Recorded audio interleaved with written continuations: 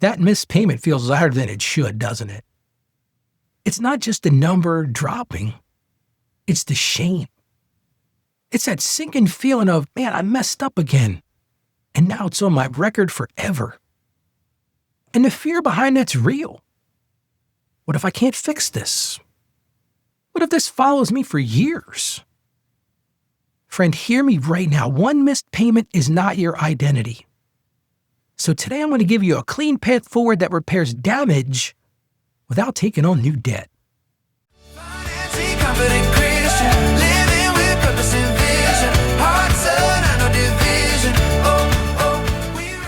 Today's listener question said this: Ralph, my credit took a hit from a missed payment and I'm kicking myself over it. I feel embarrassed and honestly kind of lost about what to do next. I don't want to take on more debt trying to fix this, but I also can't just ignore it. What are the real steps I can take right now to start repairing the damage? I need a path forward that doesn't involve more borrowing.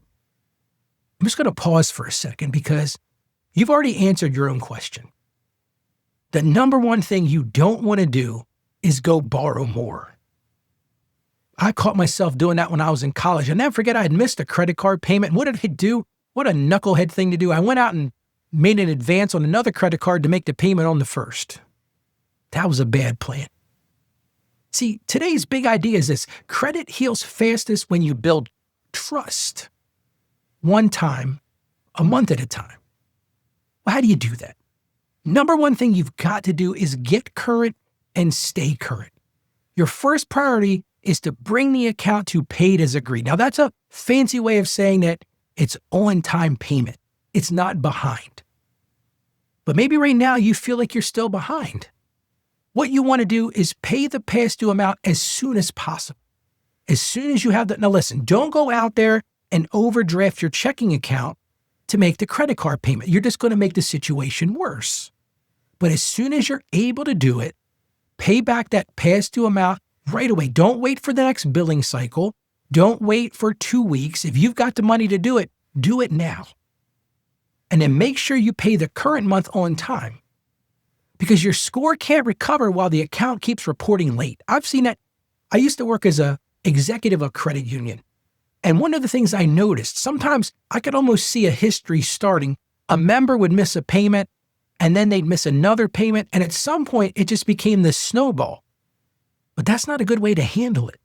So stop the bleeding first, do the triage, get caught up, and then put that on your calendar to make sure you're on time right away. Now, here's something a lot of people don't think about. You can call and ask for goodwill removal. Yes, you can really call them. Be calm, be honest, and be brief. Something like this: hey, I missed this payment. I'm current now. I've been a good customer for a long time. Would you consider removing that late mark as a goodwill adjustment? It amazed me how many people never asked the question. We were happy to do it when I were in a credit union. Now, if you had constantly been making late payments every month, I don't know that I'm going to do it. But if I looked at a particular person and I saw, hey, this is the first time they've had a bump in the road, or even the first time they've had a bump in the road in a while, they will do this. And even if they say no, ask again. You can ask to speak to a supervisor or even send the same request in writing. It doesn't always work. I wish I could tell you that every time this happened, it works. But when it does, it's a gift. And hey, everybody likes a gift, right? Here's another thing I'm going to encourage you to do. I talked a little bit about this yesterday, and that's put every bill on rails. You might be saying, Ralph, what are you talking about rails? A missed payment usually isn't a money problem. It's the thing that amazes me. How many times I think about my own life, how many times I've missed a payment and I had the money in my account. The system was broken. It's a systems problem.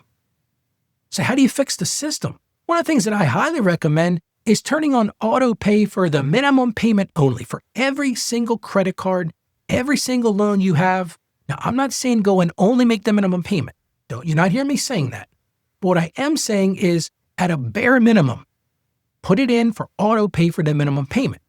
And then set a calendar reminder. Listen, we all have automatic calendars on our phones and apps. Set a reminder 7 days before the due date. Then set another reminder 2 days before the due date.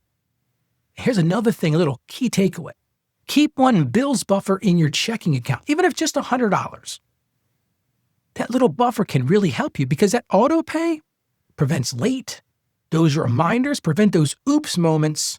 And let me tell you right now, from personal experience, that buffer prevents that insufficient funds thing where they nail you with another fee.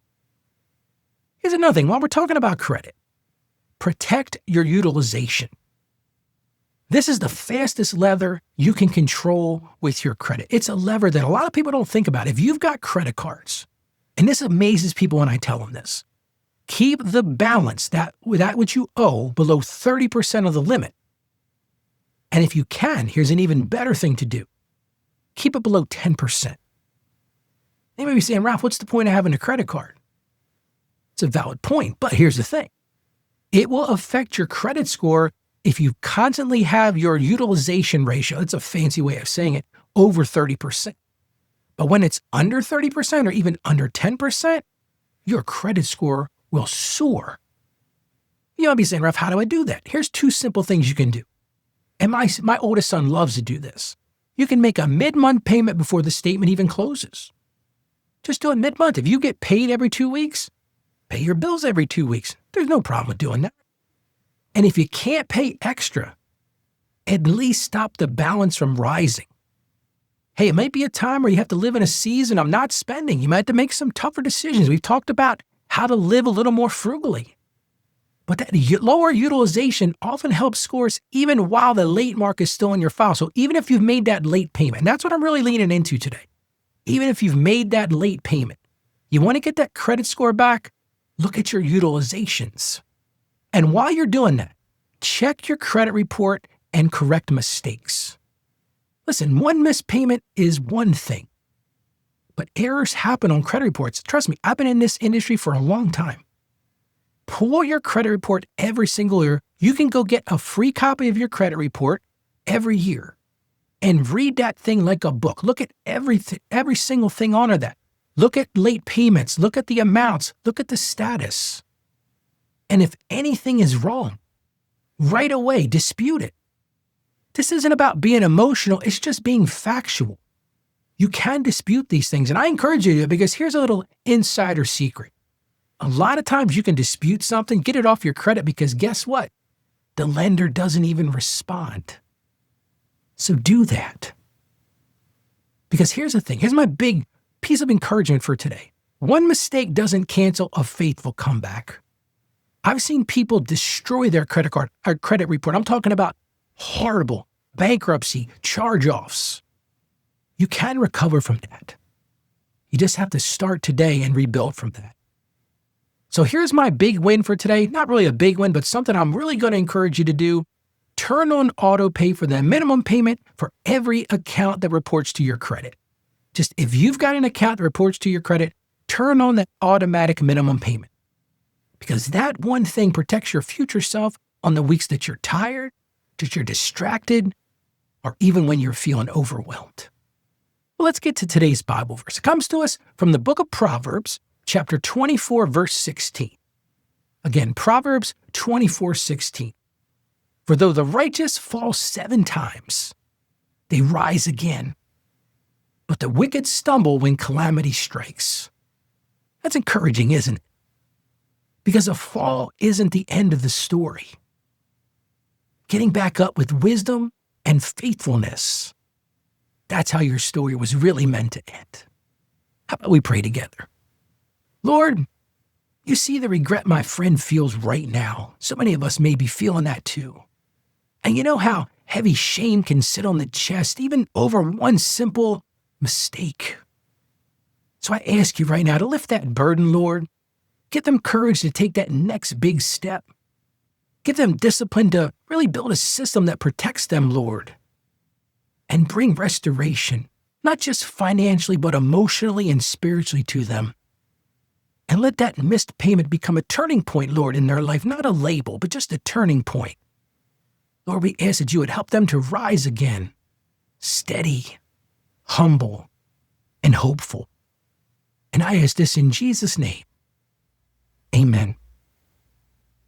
Friend, your credit can recover because you're building trust again, starting on this very day. Well, if you've got a question for this show, as you can tell, I love to answer questions. Send them to me at financiallyconfidentchristian.com/question. We'll put that in the show notes, but again, that's financiallyconfidentchristian.com/question. I just want to thank you for joining me today. Stay financially savvy out there. May God bless you. And you have a great day today. Financially confident Christian, living with purpose and vision.